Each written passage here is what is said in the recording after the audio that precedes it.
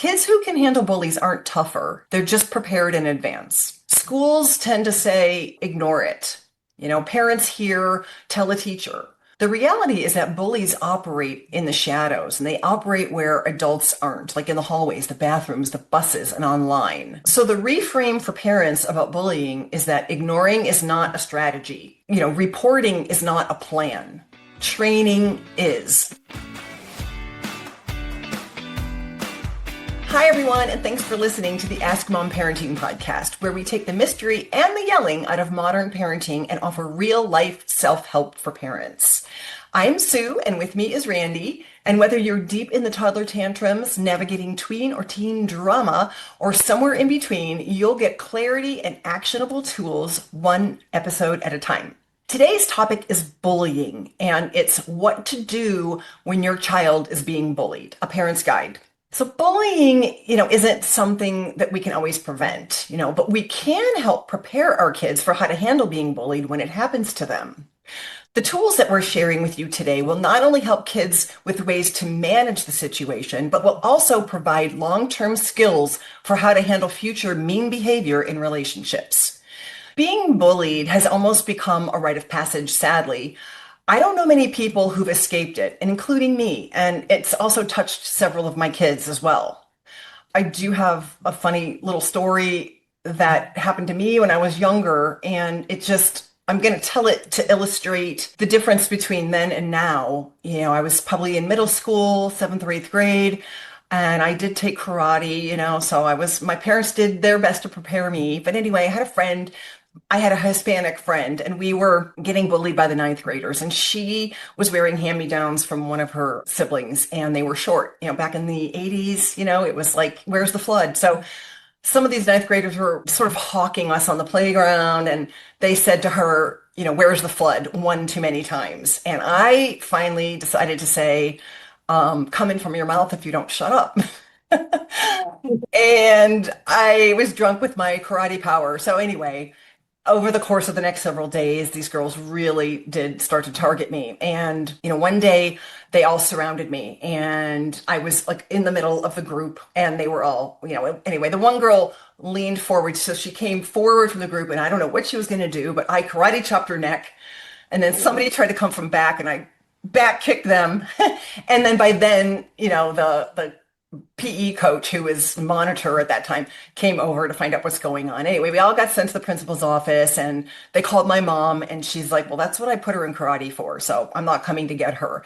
But I then, had to kind of watch my back because back in those days, parents really didn't protect us in that way. I still had to walk a mile home every day and I didn't get picked up and I kind of had to check my six and make sure that nobody was following me. And it just one of those things that we all end up having to go through, right? In high school, middle school, whatever. But the difference between what I went through and what our kids are experiencing today is the reach. It's not just being called names at school, and then being able to escape to a bully-free home. Being targeted and harassed follows kids into their phones, into their bedrooms, into their downtime, and there's no off switch. For our kids, it feels like it's constant and inescapable. So today I'm going to share with you 3 pillars for handling cruel behavior and some solid approaches to help your kids and you through the process. These are ideas that are kind of rarely talked about, but I use them in our home and I do help coach parents through these and I've given some workshops on them as well. So the first one matters the most, and it's obvious, but it's family. Home is the safe base. It's where we have each other's backs. It's where the child knows that they're protected and valued and not alone. Home is where the outside noise loses its power. And bullying becomes something that we face together. It's not something that the kids have to carry by themselves. Second pillar is empathy. And this one might be a little bit of a twist, but hurt people hurt people. And maybe you've heard of that saying, but bullying is not always about your child. It's often about someone else's fear or their insecurity or their own lack of support at home. And understanding that does not excuse the behavior, but it helps kids stop internalizing it as a personal attack. And the third pillar is neutrality. And that is just a public aloofness. It's the I'm not participating in this vibe. Not because you're weak, but because you've genuinely become disinterested. And when kids don't feed that dynamic, it loses oxygen. So why is bullying so hard on parents? Well, pick your panic, right? We feel fear and we feel sadness and we feel anger and helplessness and a sense of urgency to help our kids. Parents are afraid of two things at once. We're afraid of doing too little and making it worse by doing too much. The reality is that we're not going to be able to eliminate our child's discomfort and we're not going to be able to stop bullying altogether. So let's not even make that the goal, all right? Because it's not realistic. It's a brutal gut punch when we watch our kids go through bullying, but our leadership and strength matter the most at this time. This isn't the time to make our kids feel either fragile or fearless. We just want them feeling valued at home, where they always feel that they belong, no matter what. Yeah, that's amazing. And I'm so glad we're doing this because as a parent myself, I am very interested in this topic for exactly all the reasons you just said.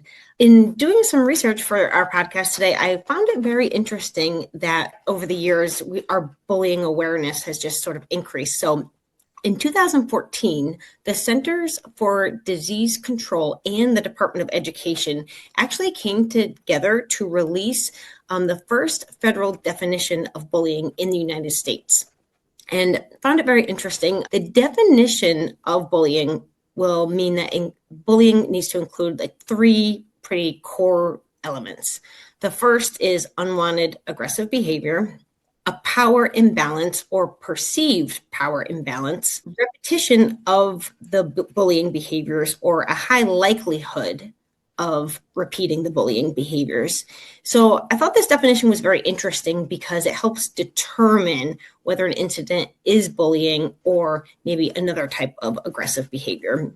I also dug into some statistics that I found interesting, but not necessarily surprising. Just a quick couple, 10% of elementary schools reported bullying at their school. However, when you dig into the research among elementary school kids, one thing that is noted is younger elementary school kids, especially kindergartners, don't really understand what bullying is. And sort of they can understand what it is and maybe report bullying behaviors that aren't necessarily, which makes sense given their developmental age, but also just interesting to kind of note that and start that conversation early when it's appropriate for your kids. The prevalence of bullying is higher in middle school than in high school. Kind of no surprise there if you've been through middle school at all. That makes sense. Yep. Prevalence of bullying is higher among female students, which I think for us, we would probably understand that as well. Growing up as a young female, I definitely could see that, especially in those middle school years. Yep. And lastly, among students aged 12 to 18, so that's middle school, high school, 21.6% were bullied online or via text, which goes to that cyberbullying component that you talked about, Sue. I can't believe that it's only 20%. That just got to be an underreported number. And I'm also shocked and sad to think that we did not get a definition for bullying until 2014. And also the other sort of disconcerting thing is why does it have to be repeated? I guess that makes sense, if somebody's having a bad day and they say something mean, but how many times do we need to have this repeated before we can identify this as bullying? That's very interesting. So all those facts really just sort of reinforce this first pillar, because as parents, what is it that we actually have control over? Well, we have control over the culture of our home. We have control over what goes on in our walls, what our kids hear, how we role model. It's everything. Family is everything. And us as leaders and role models, we're guiding our kids through these things because we have that wisdom. If we can't pass that on from our experiences, which my kids always get a big kick out of my story with my little karate chop and me being bullied. And it does sort of level the playing field, knowing, and part of my strategy as a parent coach is that what we do as parents is we share our own experiences. So our kids see that we're human, and they also know that, well, my mom went through it, so it's not just about me. So I was really big about telling the kids about our own personal stories. I have other examples of being bullied, but anyway, I thought that one was fun.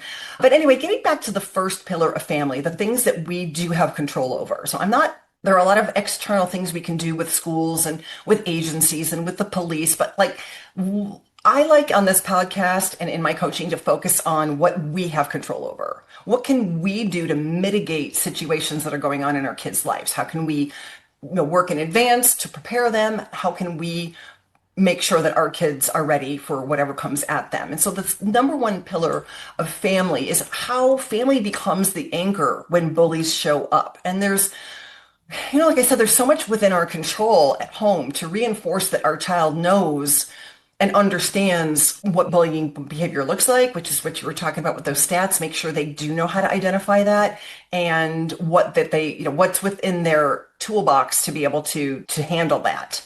So first is like, how come kids don't ever tell their parents about bullying?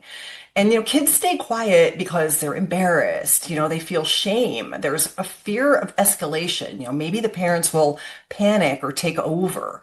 And, maybe sometimes kids just don't know how to explain it. And silence from our kids doesn't always mean that nothing is wrong. Silence often means, I don't know how to handle this yet.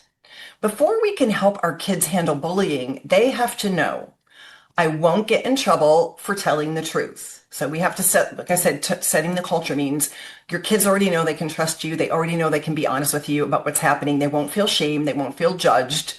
I won't get in trouble for telling you the truth. They also need to know that my parents' reaction won't feel more overwhelming than what I'm already feeling. And they need to know I'm not alone in this. And that sense of safety for your kids does not start when the bullying happens. Ideally, it's built in long before. So if you're listening with young kids who haven't yet experienced bullying, now is the time that you can start building these safety nets in your home so that they're ready when you need them. To build that safe place for kids so that they'll share with us what's going on in their lives. Kids will feel comfortable opening up when parents stay regulated. So calm. We're not overreacting. We're shock proof, like I've mentioned in some of the earlier podcasts. We ask thoughtful and curious questions. And when they tell us what's going on, we don't overdo the moment. When parents panic, our kids tend to borrow that panic. But when we stay grounded, kids will borrow our calm as well. So family builds the framework that trains kids how to handle bullies. We could start building that framework by first having training conversations about bullying so our kids feel prepared. Kids who can handle bullies aren't tougher. They're just prepared in advance. Schools tend to say, ignore it. Parents here tell a teacher. The reality is that bullies operate in the shadows, and they operate where adults aren't, like in the hallways, the bathrooms, the buses, and online. So the reframe for parents about bullying is that ignoring is not a strategy. Reporting is not a plan. Training is. And that's something, again, that we as parents can have control over. When a child is prepared in advance by mom and dad, they have more of a sense of purpose because they've been given a set of tools to pull from. They've been taught how not to escalate the situation. And above all, they know that as parents, we have their backs. That's most important. Training at home starts with first normalizing the experience. We've all experienced this, and you can tell them your own personal stories like we talked about, which would reduce the shock factor of the situation. And as parents, we can talk through different scenarios before they happen. So training builds a mental sort of rehearsal for the child. It teaches kids to maybe pause, think, and choose rather than freeze or react. Family training also means reinforcing identity at home. We can remind kids who they are outside of the school dynamics, what they contribute to our home, what they're going to contribute out in the world, how they're valued, grounding them in who they are at home. So outside voices carry a whole lot less weight.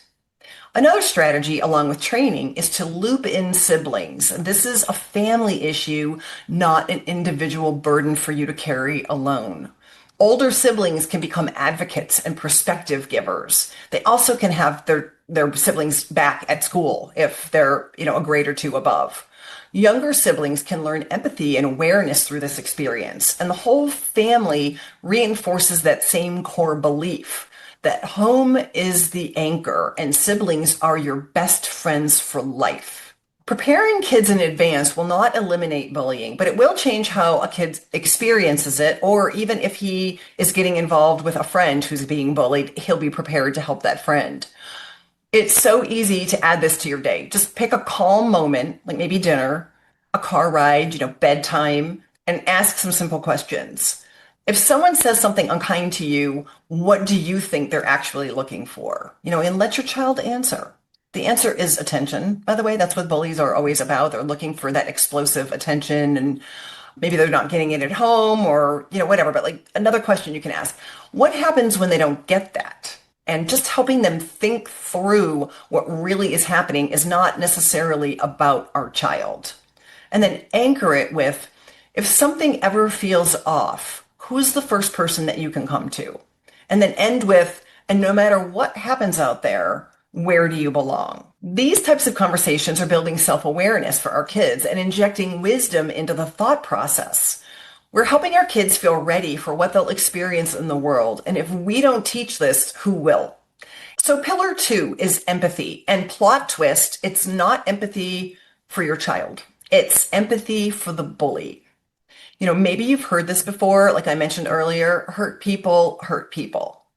And, bullying is not always about your child personally. It's, when kids understand what might be going on in someone else's home, we're taking time to, again, train that, especially with younger kids, elementary stuff, and elementary age kids, middle school kids, what are they seeing at home? Hurt people do lash out and hurt people. When they have a full understanding of this, shame starts to loosen its grip.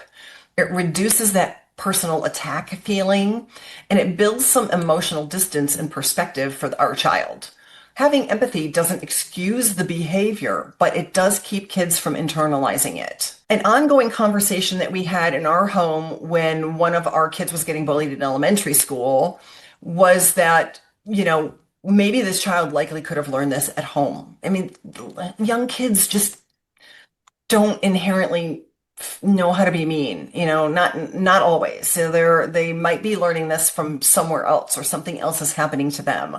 We don't know what goes on behind that child's walls. Hurtful words could be getting used against that child, and hurt children will bottle that pain up and feel a need to release that pain on others. Sometimes it's the nicest kid who becomes the target.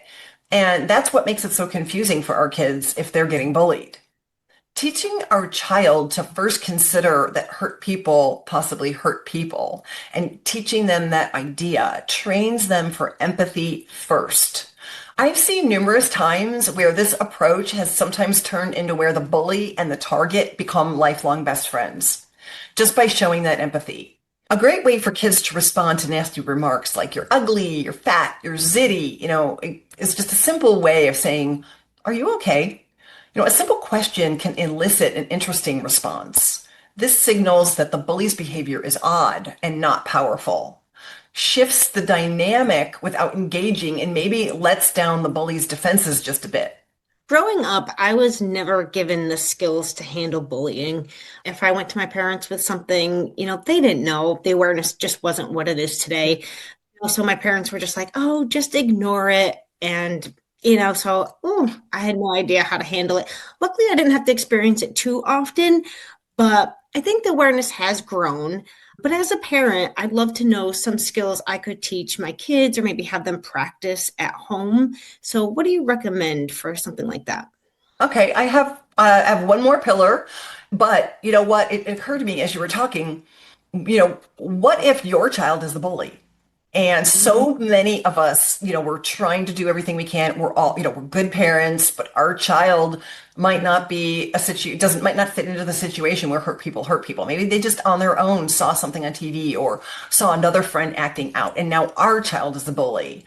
So, I just want to mention that if our child is the bully, it takes me back to my foundational coaching, which is that a misbehaving child is a discouraged child. And in this case, it's a clue for you to kind of probe a little further into what's going on. It's not time to punish. It's time to get curious and to teach how to own our own actions and apologize by taking accountability and understand how their behavior might be making someone else feel. I had a situation where my 5-year-old, he was taking little, really cool little things out of people's cubbies at school. He was in kindergarten at Montessori, and my husband was deployed at the time, and he was, 5, and he had all these younger siblings, and it wasn't necessarily bullying, but it was upsetting the kids that, their things were going missing. And I noticed all of these things in his bedroom. And at that time, I was in school studying behavioral psychology and I was studying Montessori techniques. And I knew obviously punishment wasn't going to get me anywhere. So I saw the things and we had a little training conversation about it. And he admitted it. And I knew what's the background? Okay, a misbehaving child is a discouraged child. He's discouraged. His dad's gone. He's discouraged. He's got all these little siblings that are getting more attention than him. So probing a little further, asking some curious questions. And at the end of the day, we said, well, put it all in a bag, held up the bag and said, tomorrow we're going back to school and we're standing in front of the class and we're saying, this is what I did. I made a mistake and we're going to hand all the things back. And on the way to school, I knew he was going to say, I don't want to go to school today. And I said, you know what? This is what men do. Men apologize when they make a mistake. And I know he was only 5, but he really needed to hear that leadership conversation that this is what men do. We apologize. We don't take things from others. And we say, we're sorry. We hand it back. And then it'll be over. And told the teacher, this was coming. So she kind of gave it a little bit of a soft landing, for 5-year-olds. And at the end, my gosh, the other kids were crying and hugged him. He stood up there and held all the things that he'd taken. And, it's just, if your child is the one misbehaving, it just needs some curiosity, some probing, some understanding what's going on behind the scenes and how do we correct it? How do we own accountability? And I can tell you, he's never stolen again. But it wasn't about the stealing. It was just maybe about the procuring of cool things that made him feel better or whatever it was. Our job as parents is to, again, zoom out and figure out what's going on in this child's mind. So I just wanted to kind of, as you were talking, it occurred to me, what do we do when our child is the bully? It's not always about blaming others or being the victim. Okay. My last pillar is practicing the art of being neutral, neutralizing responses. And this is skill training. Learning how to stay neutral is a skill that carries kids far beyond bullying. It's a very powerful skill that they can use with friends, future partners, coworkers, any situation where emotional control matters. Neutral does not mean weak, all right? It means regulated. It means selective. And it means I don't give every comment access to me. That takes training to instill that skill set into our kids. The goal is not to win the moment, okay? The goal is to remove the payoff. Bullies want attention and fireworks, and we are neutralizing them. We're kneecapping that. We're taking that off the table. There are no fireworks. We are just completely responding with self-ownership statements and neutral statements that don't give the bully what they're looking for. That's why we keep it simple. One line, rehearsed, calm and neutral. And that word is okay. So, you're weird. No one likes you. Why are you even here? It's just a joke. Bullies try to be provocative. Practicing in advance prepares your child with what to do and why. Okay, with a shoulder shrug and walk away. Now, it might not be easy to think that if you haven't had this training in advance and you don't know what to look for and you haven't talked about this at the dinner table before it happens, it's not going to be as easy for your kids to respond this way. But no tone, no explanation, no defense. Walking away is not avoidance. It's leadership. It signals I decide what gets my energy. And this can be practiced at any age. When kids practice this ahead of time, their body knows what to do before the emotions take over. The interaction loses momentum and the power dynamic collapses. It's no different than a sport or an instrument. We're working their emotional intelligence muscle. Neutrality is often the most effective way to handle a bully. There's no insults, there's no big reactions, no defensiveness, even though human nature is to bow up and get defensive, which believe me, I'm not perfect, especially behind the wheel. We want to fire back, but advanced training changes that instinct. When kids know what to say, and just as importantly, what not to say, they don't freeze and escalate the situation. They respond prepared, and that confidence is reinforced by one key thing, knowing their family also has their back. This approach ties into a mantra that I've shared before because it works. And that mantra is, I'm only in charge of me, I'm not in charge of you. So again, we're not giving access because I'm in control of what I'm in charge of. I'm not absorbing your drama. That mindset alone changes the dynamic of everything. So once we've trained these pillars, it's time to start talking about teaching kids how to involve adults effectively and when to step in as a parent. It's important to teach a kid how to involve an adult if and when they choose to. This starts with listening to your child and respecting their timing. Not every kid is ready to report right away. And leadership parenting isn't about forcing action. It's about being prepared, being supportive, and respecting your child's timing.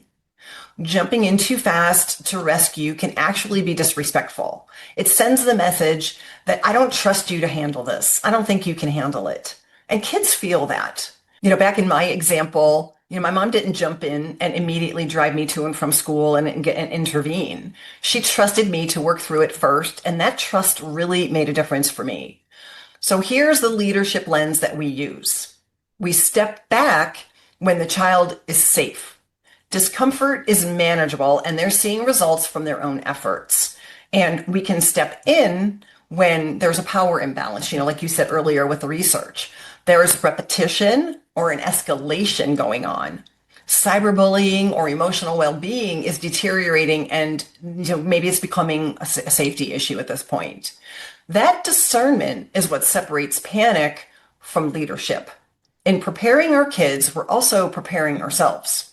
Now, when a child does want to report, how they report to an adult makes a big difference. You don't want to be vague because it will stall an adult's response. And you want to be as specific as possible using clear language because that's what will create change. So instead of, Tommy's being mean to me, kids can say, when Tommy calls me X, I feel unsafe. What's your plan? So follow up with a specific action-based question. Schools will respond differently when a child speaks this way because it signals self-awareness and not helplessness. Yeah, I love that advice on how to report bullying. I've never experienced this, but ironically, it's just a few weeks ago, I was at a kid's birthday party, and one of the moms was telling me that with one of her kids, they were experiencing bullying at the bus stop. And it was pretty bad and escalating, and it was not just one kid bullying, it was like a group of kids. So she had called the transportation department and requested the bus stop be changed to like the end of their driveway. So, be easier. Maybe the parents could see, or the child could just feel safe going to the bus stop by themselves. And apparently this happened. There was a couple conversations and nothing happened. So she didn't exactly tell me how she reported it the first couple times, but on the last time, what she told me sounds a lot like what you just said, and it worked immediately. They said, oh, okay. Oh, we didn't realize that it was like that bad. So, yep, here you go. Change bus stop. So, yeah, it's just so interesting that I just had that conversation a couple of weeks ago. And Wow. Did she share with you what she changed her verbiage to be or what she said specifically? Yeah, I think it was the words bullying and unsafe were like, Yeah. yeah, it was really clear. Like, so basically what you said, it was like not being vague, but just being very specific. And, these group of kids are bullying, it's escalating, and we feel unsafe. And it was kind of like that light bulb moment. It sounded like it was like, oh, wow. Like, yeah, for sure. Like, we'll definitely do this. So yeah, it was really interesting. Interesting. Yeah. What interesting timing. Yeah, yeah, absolutely. But something that kind of comes to mind as well, as we mentioned earlier, sometimes the middle school years can be tough. Sometimes dynamics with girls can be tough. I'm a mom of a tween girl who'll be heading into middle school next year. And I know sometimes the dynamics between girls can be different. And sometimes bullying or bullying adjacent behaviors could be like really insidious.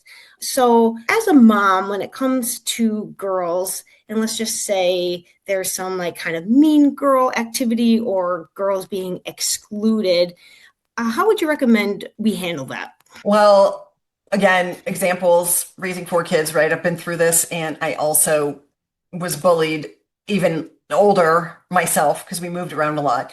But my daughter went through this, and it's funny because many of the pillars and much of what I'm talking about and how I coach families is based on obviously my own personal experience with myself, but also my kids. The number one thing, she was in middle school and high school, but it got really bad in high school. Volleyball team, the whole thing. And the number one thing was that I just became her safe person and her fun person. And she was young enough where she wasn't really rejecting me yet. Luckily we didn't go through that phase. My daughter and I have always been super tight and very close. And we never really went through a rejection phase, but there are times where they're a little bit like, Mom, I don't want you around. But in this situation, circled the wagons. Okay. I stepped up. I became her safe place, her fun person. We planned weekly dinners and movie dates, and she chose. She selected the movie, she selected the dinner. To this day, if we ever go to Chili's with somebody else, it's cheating. And we will take a picture of the menu and send it to each other, like, I'm at Chili's. It was like, that was where she wanted to go. And, we're not replacing her friends because she does still feel like she's being left out. But what I am doing is I'm spending time with her, which allows me to reinforce her worth. So she'll mention a sentence about what's going on with these girls, and I'm able to sort of gently redirect her thinking, give her things to think about. We're together out there reinforcing that the built-in best friend is family, her siblings, it's mom and dad.